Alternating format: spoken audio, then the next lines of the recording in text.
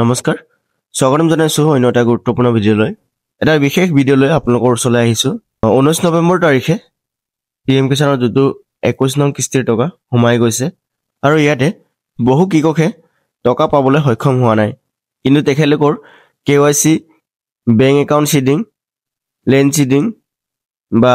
এফটিঅ সকলো ইএসএ আছিল তাৰ পাছতো কিন্তু টকা সোমোৱা নাই কিয় সোমোৱা নাই এই ভিডিঅ'ৰ জৰিয়তে আপোনালোকক মই জনাম গতিকে ভিডিঅ'টো সম্পূৰ্ণকৈ চাব আৰু কি কৰিলে আপোনালোকে এই টকা পাবলৈ সক্ষম হ'ব কেনেকৈ আপুনি পাব পাৰিব হেতু কথা আপোনালোকক মই জনাম গতিকে ভিডিঅ'টো সম্পূৰ্ণকৈ চাব ইয়াতে আপোনালোকে দেখা পাইছে হিন্দীত লিখা আছে পিএম কিষাণ সন্মান নিধি 21 নং কিস্তি টকা 9 কৰোৰ কৃষকক দিয়া হৈছে আৰু 18000 কৰোৰ টকা প্ৰদান কৰিছে 19 নৱেম্বৰ তাৰিখে অলৰেডি দিলে ইয়াতে আপোনালোকে এটা ডিটেইলছ চাব পাৰিব চাও এই পিএম কিষাণৰ যোনটো অফিচিয়েল ৱেবছাইটটো এতিয়া কাম কৰা নাই মই বহুবাৰ ট্ৰাই কৰি আছো কিছুমান কৃষকৰ পৰা মেছেজ আহিছে বা কমেন্ট কৰিছে যে মোৰ টকা সোমোৱা নাই মোৰ এভৰিথিং ওকে আছিল তাৰ পাছতো মোৰ টকা সোমোৱা নাই তেনেকৈ কিছুমানে মোক মেছেজ কৰি আছে আপোনালোকে এটা ইম্পৰ্টেন্ট নোট চাব পাৰে ইয়াতে আপোনালোকে চাব পাৰিব ডিপাৰ্টমেন্টৰ পৰা কিছুমান সাসপেচিয়াছ এক্টিভিটি দেখা পাইছে ইয়াতে আপোনালোকে এটা বস্তু চাব পাৰে cases where more than one family member is receiving benefit both husband and wife and adult member and minor etc ইয়াতে আপোনালোকে দেখা পাইছে কিছুমান ফ্যামিলি মেম্বাৰে বা কিছুমান ফ্যামিলিয়ে এঘৰতে 3জন 4জনকৈ মানুহে পাই আছে সেই ক্ষেত্ৰত কিছুমানৰ নাম কৰ্তন হৈ গৈছে আৰু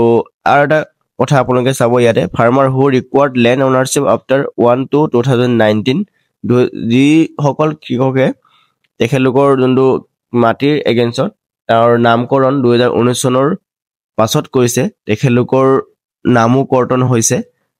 বা কৰ্তন নহলে পেন্ডিংত ৰাখিব পাৰে হেতু আপোনালোকে যদি সঠিক তথ্য দিব পাৰে বা আপোনালোকে যোনটো পিএম কিষাণৰ অফিচত গৈ আপোনালোকৰ যোনটো ওচৰত থকা অফিচত গৈ তাত আপোনালোকে ডিটেইলছবোৰ দিয়াৰ পাছত ফিজিক্যাল ভেৰিফিকেশন কৰাৰ পাছতে আপোনালোকৰ যিটো টকা আছিল হেতু সোমাব হেতু আপোনালোকে মনত ৰাখিব বহুতে কমেন্ট কৰি আছিল যে মোৰ সোমাব বা মোৰ এভৰিথিং ওকে আছে মোৰ একো প্ৰবলেম নাই তাৰ পাছতো তাৰ সত্ত্বেও কিছুমানৰ টকা সোমোৱা নাই মই নিজেও কেজনমানৰ চেক কৰিছিলো তেখেতলোকৰো তেনেকে টকাটো সোমোৱা নাই এভৰিথিং ওকে আছিল এতিয়া সক আপোনালোকে যদি নো ইয়ৰ ষ্টেটাস অপচনত ক্লিক কৰি চাব বিচাৰে যদি আপোনাৰ পিএম কিষাণৰ যোনটো ৰেজিষ্ট্ৰেচন নম্বৰ ইয়াতে এন্টাৰ কৰিব এন্টাৰ কৰাৰ পাছতে আপোনাৰ ক্যাপচা কোডটো ফিল আপ কৰিব চাও মই ইয়াতে এন্টাৰ কৰি আছো ক্যাপচা কোড ফিল আপ কৰিব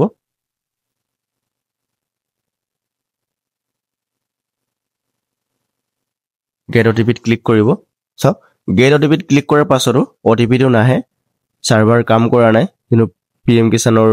অফিচিয়েল সাইটটো এনেকুৱা সময়ত যেতিয়া টকা সোমায় এনেকুৱা সময়ত সাৰ্ভাৰটো কাম নকৰে আগৰ পৰা এনেকুৱা হৈ থাকে গতিকে আপোনালোকে কেইদিনমান পাছতে চেক কৰিব পাৰিব আৰু যদি তখনত আপোনালোকে চেক কৰিব বিচাৰে তেন্তে আপোনালোকে ওচৰত থকা যোনটো কৃষক অফিচ তাত গৈ আপোনালোকে কথাটো পাতিব পাৰে আৰু তাত গৈ আপোনালোকে কি সমস্যাৰ কাৰণে আপোনাৰ টকাটো সোমোৱা নাই কৰিলে তেখেতলোকে নিশ্চয় আপোনালোকক ক'ব যে আপোনালোকৰ এটো সমস্যাৰ কাৰণে সোমোৱা নাই আৰু সেই সমস্যাৰ সমাধান তেখেতলোকে নিশ্চয় জনাব যদি আপুনি ভাবে বিনা কাৰণ আপোনাৰ পিএম কিষাণৰ নামটো কৰ্তন কৰিছে তেন্তে আপোনালোকে আপিল কৰিব পাৰে আৰু এই যোনটো 21 নং কিস্তিৰ টকাটো আপোনালোকৰ যেতিয়া 22 নং কিস্তিৰ টকা সোমাব তেতিয়া একেলগে